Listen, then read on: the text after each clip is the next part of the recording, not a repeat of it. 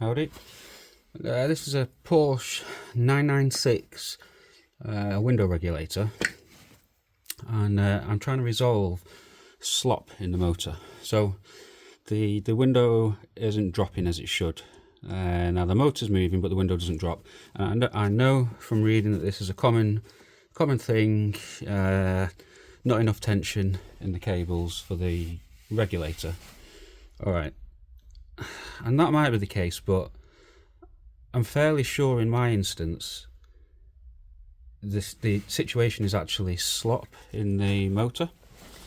And I bought two spare second-hand motors. It turns out that they're the same motors used in an Audi A8, and that car has 4 of them in it, and it looks like both back and front fit this. I can't remember which one I got, but if you search for an old Audi A8 motors, so I got 2 motors off eBay for £24 delivered. Unfortunately, they've got the same problem, but not quite to the same degree. So let me show you what I'm talking about.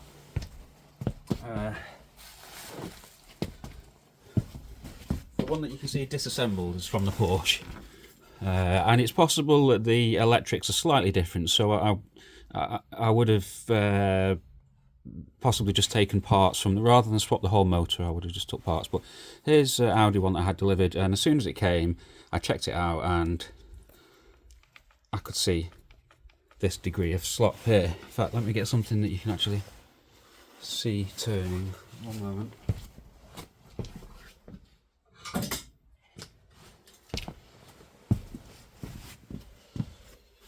Okay, 1 second. Try and be gentle with this nylon here, but you ready? Wait. Okay. So there's that much movement on the output shaft before anything happens with the motor, and I'll show you what's going on. So this has been disassembled. Now, how it normally looks is something like that, yeah. And there's a circlip on there, a C-clip, whatever you call it. Now inside though, there's a rubber damper between this gear and this other gear, let's call it, yeah. You can see that there. Now, 2 things you can see. It's worn, or it's overly compressed on one side there. Now you can see, if you look at the side that's not been getting all the action, it's sort of flat. I'm just going to take off the wide angle because it's not as good on this phone. It's not as clear. Sorry about my skin. It's what oil does to you. So you can see in one direction, this side of each piece, it's been heavily compressed. Let me take it off there. All right. Yeah. See this here? This is not how it will have come from the factory. It will have looked like sort of like that on both sides, yeah? Yeah, sort of mostly flat, okay? On that side, it's been driving hard, squidging up, and it's ended up like that, and now there's a load of slop there. That's just part of the problem. The other half is these holes in the middle for engagement on this output gear. They're knackered as well. Now, you can sort of tell from the beveled edge here, that's still got its sort of beveled edge. That hasn't, so it's been squashing up that way. So we can see that, you know, all of this here slop shouldn't be there. So we've got not only extra slop here, we've also got slop here. All right. Now this is the piece out of my car. I got 2. I've not had this one apart. The other one was tight, and I thought, oh, brilliant. But it turns out it was tight because there was a load of corrosion on the shaft here. Once I finally got the thing out, it wasn't great, but it was better. So here's what I'm doing. Now this could all be a waste of time. Maybe this just doesn't matter. And if I align the door perfectly on its own weight, maybe it would just drop. Okay, maybe I'm overthinking this, but while I've got it apart, this is my attempted repair. So the other rubber damper that I've got was in slightly better condition, slightly less stretched here, and certainly less of that. And funnily enough, it's on the other side. So here's the part from the Audi, and it's obviously been driving, all its tension has been going the other way. So that's interesting. So first of all, wherever, without me doing any attempts to repair these edges here, which I'm going to go through in a minute on this part here, without me even doing any of that, by just swapping this part, I guess I've got lucky, because this has been wearing on that side, and now we've got a good side. Yeah, because maybe that came from the left and now it's in the right. I'm not sure, you know. However, my attempted repair is to, well, first of all, I tried to look for this part online, and I see similar parts for other cars, but I do not see this one. I've done a fair bit of searching, so it's not hard. It's a fairly firm rubber.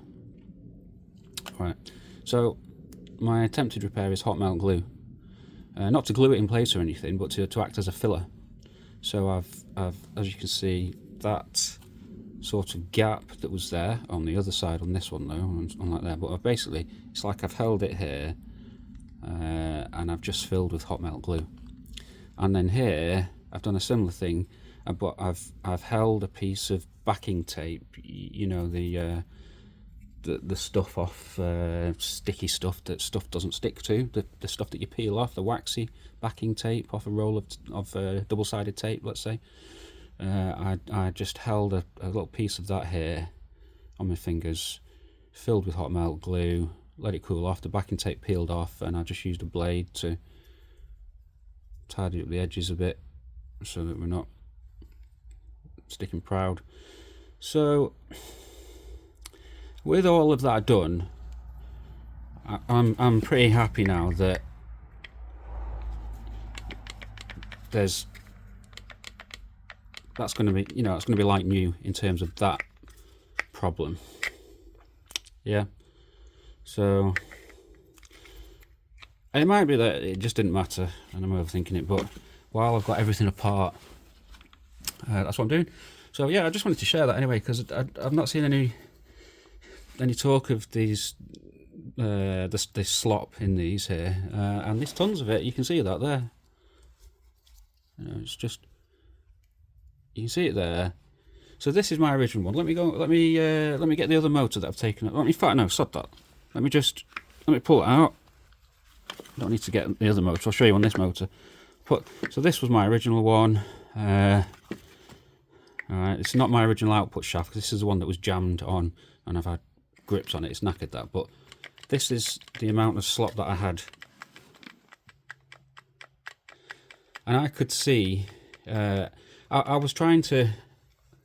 I could see that I could pull the window up and down this much, and I was trying to eliminate that to ensure that the system, the regulator, etc., was all taut as I've read it should be, and no matter what I did, I could still pull the window up and down by hand, and I could see, and turned out that it was this. And, you know, it's quite a bit of slop, that, really. So yeah, that's bush needs to stay down there. Yeah, let's see how we get on. Alright, so I'll share that anyway. Thanks very much. See you later.